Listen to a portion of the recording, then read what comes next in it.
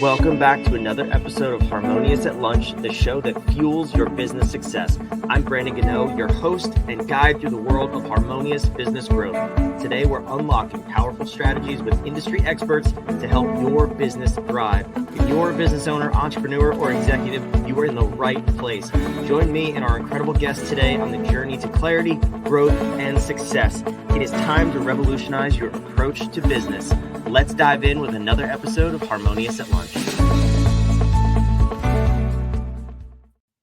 Welcome back into some more bite-sized business advice. Today's episode is going to be one of my personal favorite types. It's the success story of the entrepreneur journey.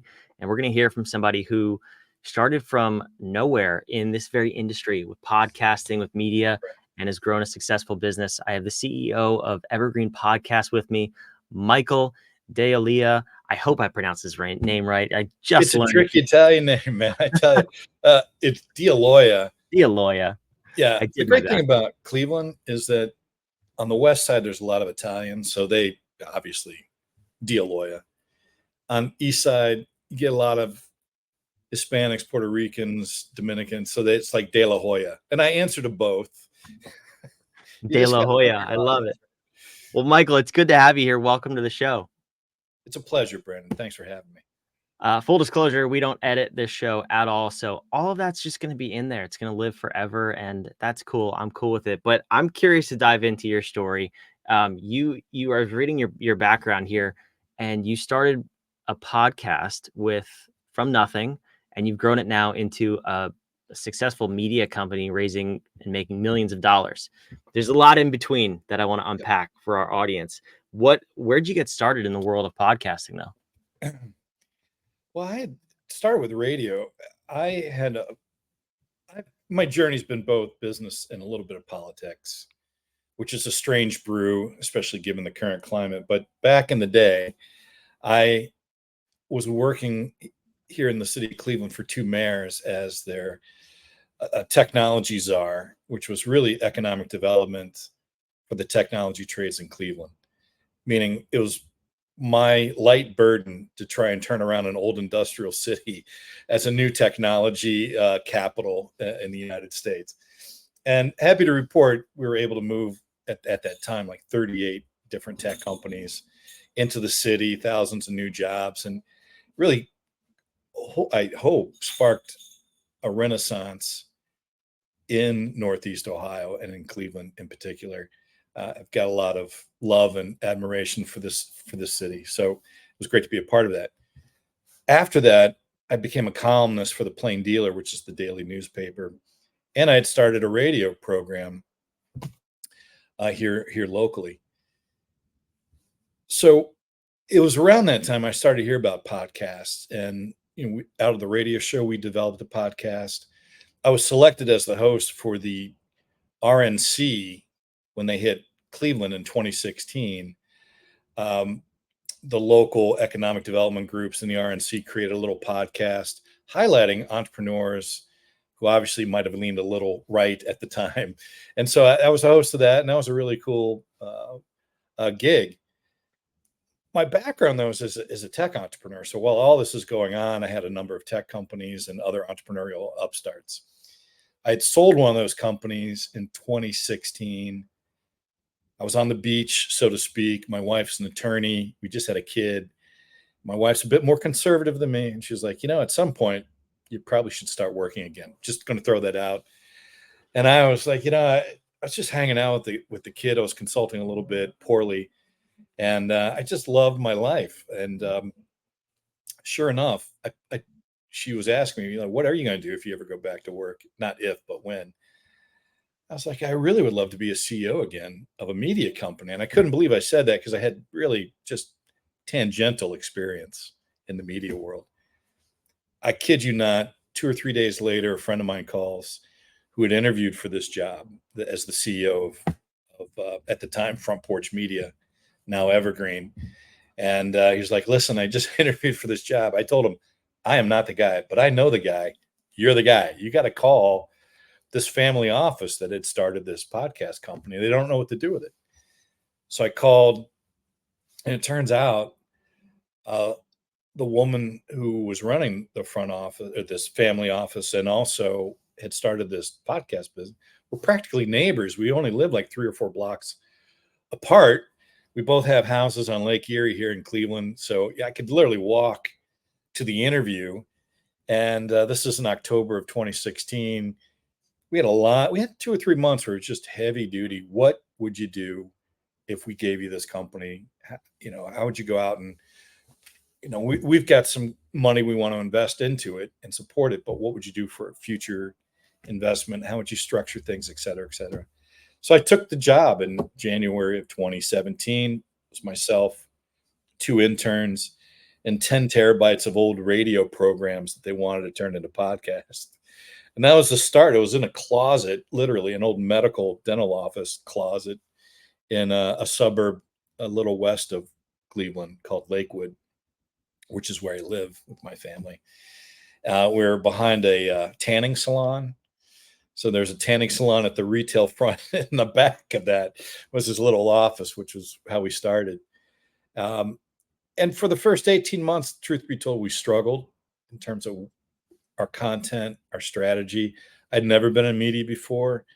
I did bring in our chief creative officer, David Moss, about 6 months in.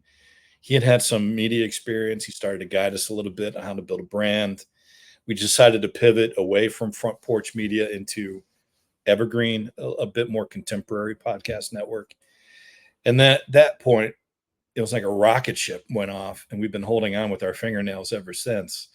We've grown from those original 4, 3 or 4, to now we've got 30 plus employees, probably another 20 1099s all spread out throughout the country. Raised a little over 10 million at this point. Not probably. I mean, we will need to raise another 10 or 15 to kind of hit the goals that we want. Been acquiring a number of companies since last August. We got the go ahead to start, acquiring some really rich IP content, build it up, bring it into the fold. And about 2 years ago, we bought this old radio station. So where I'm interviewing with you is an old radio station that we bought near downtown Cleveland, and we turned it into a podcast studio, or 5 actually. So it's been a whirlwind tour over the last 7.5, 8 years. It's been probably the most provocative time in my life for a number of reasons, not just the business. Obviously, I got married. We had a kid. My wife's been very successful in her career. We've traveled a lot, and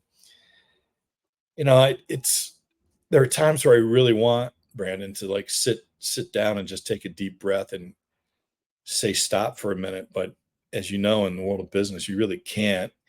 And we're on this trajectory to be, a pretty significant player, I hope, in podcasting. So we'll see where it goes, but it's been a really miraculous journey, and I've really appreciated every moment of it. Yeah, it sounds super cool. I'm curious though, to go back to Front Porch. What was, you said you were struggling. What was the vision? And then when you pivoted 6 to 18 months in, what did it become that got you to where you are now? That's a great question. We don't get asked that a lot, but the original premise of Front Porch Media was the front-facing, public-facing platform is actually called Front Porch People. And the family office had the notion that podcasting could be much like the front porches that we grew up on as children, where essentially your neighbors are out there gossiping, relating news stories, talking about the news of the day, and you're getting a front seat education. And it's communal. So the original idea was that podcasting could be communal. We wanted to build podcasts that were essentially in great literature, the Great American Songbook, things that were evergreen in content that you could always go back and review, and then you could share. And it turns out that we probably should have realized this early on, that podcasting is an individual journey, right? Only one person is listening to it at a time. It's not like the old radio days where the family hovered around the radio or the TV and watched things together. So the pivot was, well, how do we create a brand that holds true to our legacy of trying to create as much evergreen content as possible, but be a bit more contemporary, be host centric. A lot of the Front Porch People shows had a rotating cast of characters as hosts because the feeling was the host doesn't matter. It's the content that's really going to drive. And listen, we live in an influencer centric world in a lot of ways in almost everything, right? Politics, business, sports. It's no different in media. And that's when we really started to kind of pivot to, hey, we want strong hosts who've got really deep and granular content that people are going to enjoy. So the initial struggle was just trying to figure out why we weren't getting listens. And it was a pretty simple reply. And that is you're broadcasting out to a large population as a communal endeavor when it's really, I just want to listen to my podcast alone while I'm doing something else, and it sounds so simple, but we thought we were being different and cool and hip at launch. And then, David Moss had the brilliant idea of like, well, let's just call it Evergreen. I mean, that's a very simple thing for people to connect with and understand. And he built a really powerful brand. And then it was up to us then to fill the content pieces. So as we're making that shift away from Front Porch People to Evergreen, I brought in another media expert, a gentleman named Gerardo Orlando, who's our chief content officer. He had started an online magazine, the web 1.0 world where they got online mags and a lot of advertising. And he went through that bubble and burst and just really understood the landscape. He's also a former partner at a large law firm. So he had some, media and legal kind of basis and foundation that we could use. And, when he came on board, I think we had 25 shows. We've got over 350 now. So, the content side, which I'll be frank, I thought was going to be the most challenging part, has probably been the easier part of building the business. But that's kind of the story about how we started and why we made the change. Yeah, I mean, it makes complete sense. And it's one of those, sounds like it's one of those slap your face moments, like slap yourself in the face. Like, how do we not see this? But we all find ourselves there in some degree, whatever your business is. It's like, oh, duh, the solution was right in front of me. But I'm curious too, because the flip side of that is it's one thing to pivot, change directions, and have a new vision for the company. It's another thing to actually execute and achieve success on it. So in this particular medium, downloads drive the boat, I would assume. I mean, people want to consume your content and you have to get it to them effectively. So That's right. how did you grow from a couple thousand downloads in your first year to millions at this point and across 350 plus shows? I mean, that's an incredible feat. And that's something I see a lot of small business owners struggling with, not just podcasting, but getting their social media posts to more people, getting their emails to more people, whatever it is. How did you grow that side of the business? It's been an evolution. I mean, to be frank, if in the early days, if you had a pulse in a podcast and we liked you, you probably got onto the network. Now it is a game of scale. And if really, well, there's a middle part too. So originally you had a pulse in a podcast, you're on the network. And then I was like, well, wait a minute, we need a little bit of scale, but we couldn't play in the guarantee game. So a lot of the larger podcasts, the hosts, they get minimum guarantees. So they get paid regardless of how well the show operates. We couldn't play in that game. So we had to specialize in podcasts between 5,000 downloads a month to about 85, 90,000. Because at about 2 or 3 years ago, if you had a show over 100,000 downloads a month, you could secure a pretty healthy minimum guarantee and live off that with some modest revenue share. The world has radically changed since then, where shows 200, 300, 500,000 downloads a month cannot secure minimum guarantees. We're a perfect network for that. We want those types of shows. So it's been this evolutionary track, small shows with hosts, and then, that middle market, the Jan Brady shows that were kind of forgotten about on larger networks that had some following. The truth is you need roughly about 10,000 downloads a month to make it revenue positive. I mean, you break even, you've got that opportunity. The great thing about podcasting, as I tell everybody, it's a democratized technology. Anyone can do it. The biggest problem with podcasting, it's a democratized technology. Everyone can do it. So the supply far exceeds listenership, right? So you got to consolidate that. And that's what we're trying to do at the middle market level. Well, it's nearly impossible for us to compete against the iHearts and the Wonderies, which is owned by Amazon. They have tremendous scale that is hundreds of millions of dollars to replicate. But we can secure a pretty strong foothold in that middle market. How do you define that? In our mind, that's 3 million downloads a month to about 10 million downloads a month would be that middle market area. We're fast approaching that. We should, without doing anything else, and obviously we're doing something else, but if we did nothing else, we'd probably be between 36 and 38 million downloads for the year, which is a shade over 3 million a month, right? We've got 2 acquisitions in the fold that are pretty close to being squared away, which could push us over 5.5, 6 million downloads a month. So yeah, it is a scale game, and you got to deliver that. And we also decided to really narrow our focus in genre. There was a point we had 18, 16 different genres. We're methodically starting to cut that down into smaller bite size. Here's another trick of the trade, which may be of interest to you and your listeners, is the B2B segment of podcasting has gotten very, very hot. And so you may have seen a number of B2B podcasts that have come onto the network: Banking Transformed, Truck and Hustle. These shows, even though they deliver a smaller footprint, for both those shows, they're probably between 35 to 40,000 downloads a month. The point is, they're so narrowly focused. Banking Transformed, FinTech Executives, 35,000 a month, right? Truck and Hustle, another 40,000 of logistics and trucking executives.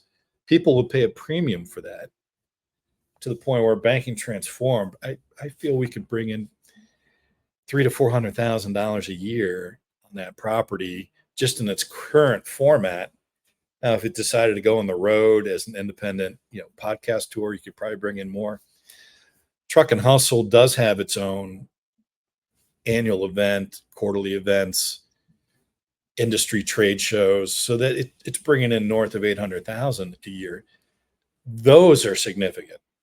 So as we kind of talk, now we'll take on a contemporary podcast with an audience.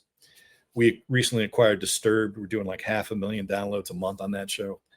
Great show. It probably will not bring in as much as Truck and Hustle, despite its size, because there's just a ton of true crime and paranormal shows out there, right?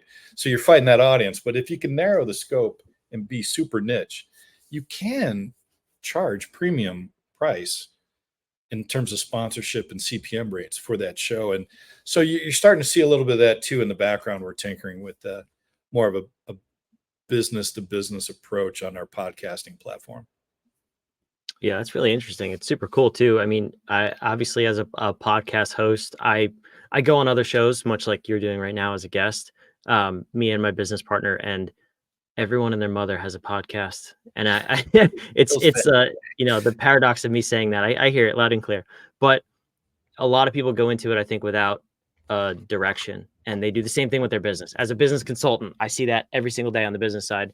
People start a business because they just want to start a business.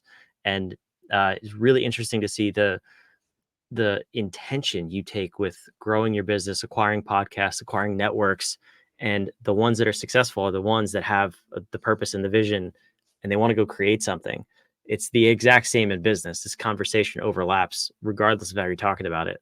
So I'm curious, for where you are now, you said you're doing other things in the background. I understand that. Where are you going in the next 5 or so years based on where you've come from in the last 5 years?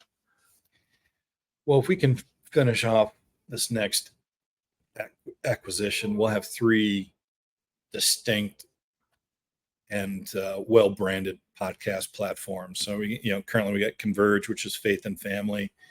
We think there's great upside in the faith and family content play. You got Evergreen as your more contemporary centric, middle of the road podcast platform. This other is probably going to be pop culture, comedy, and more edgier content. So we got the whole spectrum, right? And with a little bit of cross pollination, but probably we try and want to keep the edges on the edge. And then obviously we'll have 4 to 6 niche podcast platforms underneath: the Pit Pass Motorsports, the 5-Minute News, and such. We want those 3 core networks to each hit 10 million downloads a month minimum. So at that point, we'll be hitting 30 million a month. You're kind of hoping you're going to be hitting $4.5 to $6 million, a year per revenue for each of those. So you're going to hit 18 to 20 million. So there's some science behind that. Behind the scenes, we've spent the last 18 months, and it's been a very challenging 18 months internally, of building out enterprise level infrastructure to handle the vision of where we're going. And by that, I mean, we've spent a lot of time and investment on Megaphone, which is our hosting and distribution platform, owned by Spotify, used by the largest networks. When we approached them, their initial I don't know if you guys are big enough to be using our platform, but we, talked our way into it, got into Megaphone, and it's really the Cadillac of hosting and distribution platforms.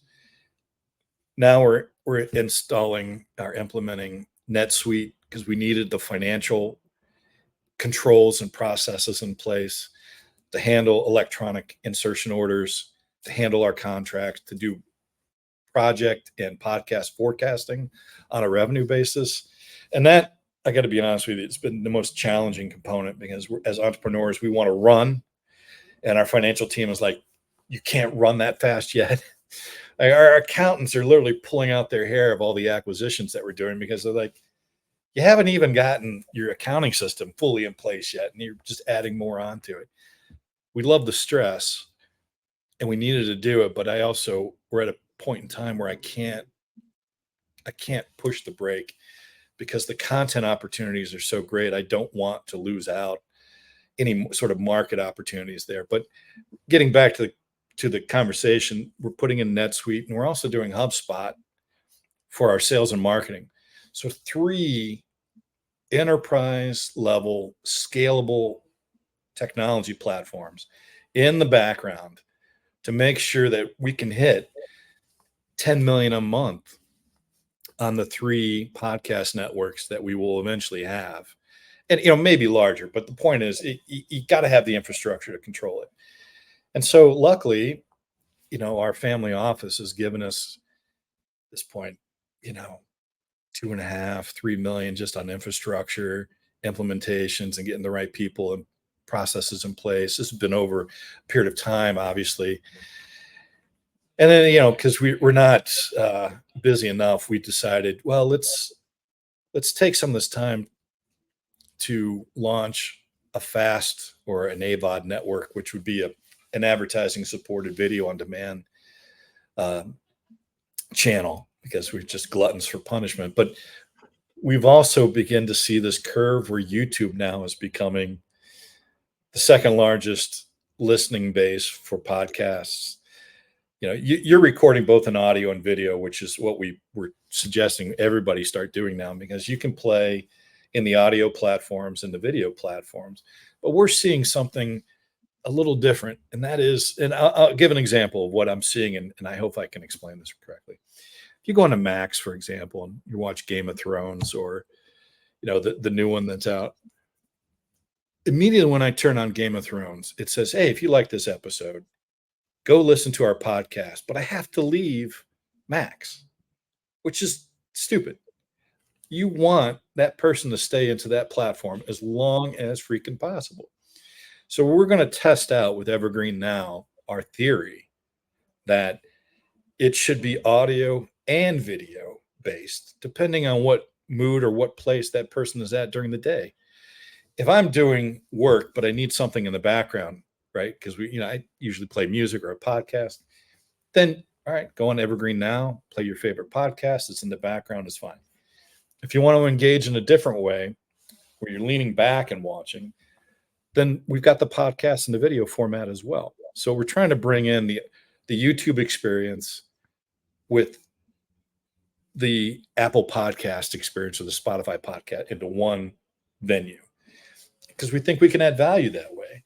And why others aren't doing this is beyond me. Why Max is not vetting the top 10 or 15 Game of Thrones podcasts to put on that platform with their own official podcast is beyond me. It's already an audio platform. You're listening to the show. So why not put in podcasts? So, we've been very fortunate that, the family office that's been supporting us is seeing this vision too. And, we've got a very methodical approach of how we're going to do this. We've signed on with Vimeo. They're going to handle the distribution and the technology for us. And then the next 90 days, we're going to do more internal. So I'll be able to watch it and check it out and see it. And then as we keep on adding content, hopefully first quarter of next year, we'll do a soft launch. Second quarter of next year, we'll do a hard launch. And we'll have Evergreen out there in multiple places, Apple Plus, for example. It'll be embedded on your TVs, within the next year. And that's the big audacious goal. But again, that's enterprise level infrastructure that we have to deploy internally in order to make some of this vision come true.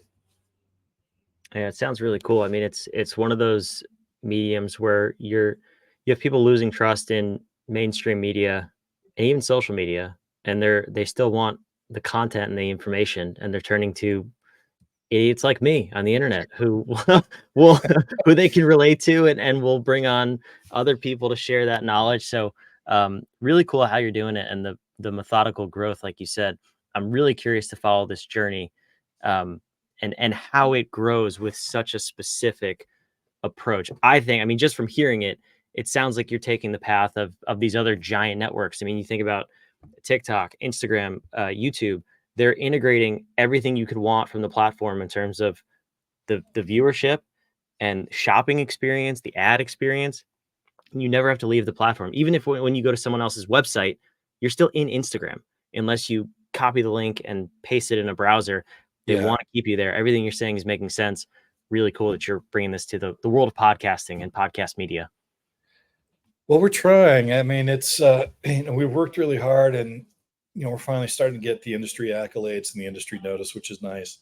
I mean, obviously we're working towards an exit, and, there's always an eye towards, who and when would acquire, Evergreen. And we have been approached, but I tell people, we're a work in progress, and we're not finished. And I don't know if we'll ever be finished, but we need to be further down the road in terms of a completed project before there's some significant value for what we need to have returned back to our investors and to the management team.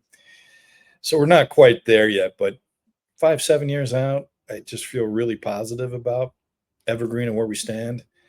The last 18 months, as I stressed earlier, probably have not been the most fun, because it's just so much, you're in the weeds on getting these systems and procedures and processes in place. We've hired just a ton of new people. And what I really love about that is that, we hire for intellectually curious individuals who are always asking the most important question, which is why. And the team is starting to gel in a way that I'd always hoped, but you never are quite sure, especially when you're adding a lot of new people into the mix. And it's a mix of, very sophisticated, long tenured, CFO types to someone just out of college. And to see the mix downstairs, we've got this big area where employees can congregate and chill while they're having lunch or just kind of taking an afternoon break, and see everyone down there talking and having a good time and challenging each other at times, but also in a fun way, good-natured way. Company culture does mean something in a startup. You got to have it, because most startups, and I think you would agree with this, Brandon, you're in the big muddy with entrepreneurs. Hubris and ego ruin more companies than anything else. That I'm thoroughly convinced about. Yeah. And we didn't want it to happen here. Yeah, that's the silent killer, and it happens quick. So I love it. This is fantastic. I appreciate you being here, Michael. I put your website, evergreenpodcast.com, on the screen. It's in the show notes down below. I would encourage listeners to go check it out. See what kind of podcasts you got over there, what sort of media you're building. By the time this airs, you might be, who knows, 10 more podcast networks deep in acquisitions. I don't know, but thank you so much for being here. This was fantastic. Brandon, it was a thrill, man. I really appreciated the time.